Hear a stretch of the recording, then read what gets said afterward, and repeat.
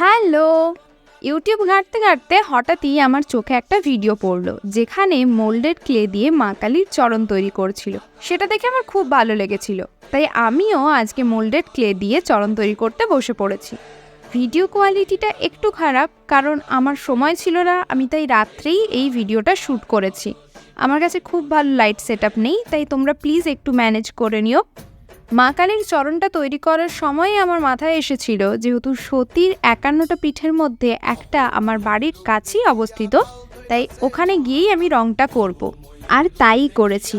তবে সেই এক্সপিরিয়েন্সটা আমি তোমাদের সাথে নেক্সট শর্টসে শেয়ার করব। আর এই ভিডিও শেষে আমি মা কালীর সুন্দর দুটি চরণের ছবি অ্যাটাচ করে দিয়েছি। তোমরা প্লিজ কমেন্ট করে জানিও যে এটা দেখতে কেমন হয়েছে। চলো আজকের মতো টাটা। ময়ূর রূপ দেখিয়া তাল ধইরাছে মহাকাল, বম বম বম বম বম বাজায় বুলায় গাল।